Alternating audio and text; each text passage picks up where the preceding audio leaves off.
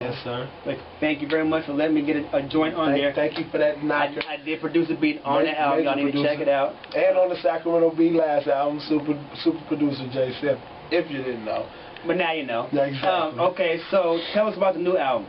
Okay. Let us know your whole idea, the thought about the whole project when you were like, okay, my new album is going to be like this. I got the past joints, I got the past mixtapes, I got the past singles, I got the past features. This is my new album today.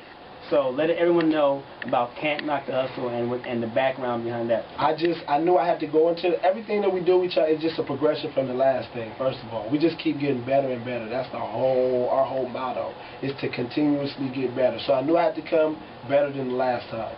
The last thing I just dropped was the Malouf Money Street album, and that was an album before the album. We got rave reviews about that, so I knew I had to go in. I also wanted to make a big project, like big sounded music, a lot of choruses where I'm just not on the chorus. I needed a lot of singing, anthem type stuff. Right. And then I knew I needed top-notch production. I mean, when you write, a lot of times I'm not an artist where I write a bunch of songs and then I go pick beats. I may have an idea, but I don't write. You know what I mean? I may have the idea, but my biggest thing is like when I get a beat, it brings it out of me. An idea, title, song, format, all that. So I knew I had to come with crazy production. And me and Cream just went hard. We said, let's get visual. We got visual in 09, did 4 videos. 6 a.m. took off for us major. Shout out to the Stereotypes. The single was playing all over the radio, all over the region. So I knew I just had to keep, making some quality to follow up, that 6 a.m. record. That's a big record, you know what I mean? Yeah. So, my whole mindset was just making quality, making some shit that connected with the streets, that connected with like all genres. I wanted to be able to connect with radio, with mainstream, but keep it street. So, Northern California shit national. So 6 a.m. Yes, sir. That was your biggest record to this day, right? Yeah. Okay, so how does it feel to have the #1 single in Sacramento? Because like I say, everyone got albums, everybody got their single, but no one has the single. So how does it feel to have the single in Sacramento? Blessed, first of all, you know what I mean? Definitely blessed. I appreciate it. That was the plan, of course. Me and Cream's whole intention was to make a record that was, very, very impactful. We wanted to make something that was like bigger than anything we ever made. Naturally, my next record, I want to make it bigger than 6 a.m. So that's just the whole idea. And I mean, a lot of show money opened up, of course. Just people, the biggest thing at 6 a.m. and making that record is like a lot of industry people open their eyes and paid attention and take you serious. You know what I mean? It's almost like you're just not a rapper. You're a rapper that's really with potential, with capabilities of making a record that can actually, generate some interest, a major interest. So, just to respect, definitely, it did great things. Opened up a lot of doors for us. Okay. Shout out to the Stereotypes, man. Major dudes. And the video, of course, like shooting a video to it.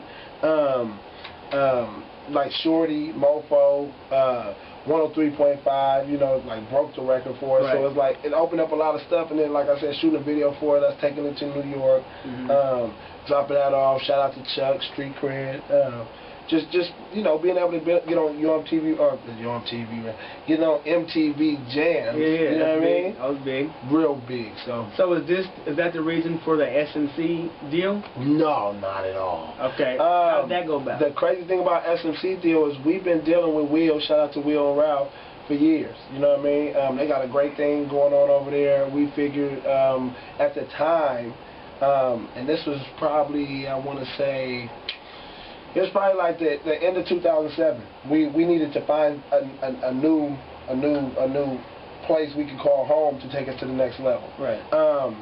We sat down with them, went through some major stuff, major negotiations real quick. They gave us our own label deal. You know what I mean? So they were like, you don't even have to sign an artist situation, 50-50 partners.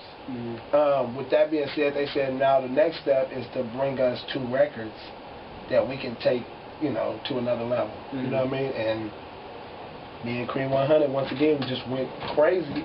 Ended up coming back with 6 a.m. Yeah, got you there. So, okay, so that was your biggest record. Yeah. Okay, so let everyone know you know what I'm saying, what song on your album meant the most to you? Not necessarily the hottest song, not even necessarily the most clubby, you know what I'm saying? But which one meant the most to you on Cant Knock The Hustle? Your song, no, I was just saying. Just playing, he got my hopes up and he gonna say he just playing. Your song, man, of course, man. Nah, I don't fuck with you. Your song is crazy. Crazy thing about my album, or any of my songs, I can't pick songs because this is how I do my project.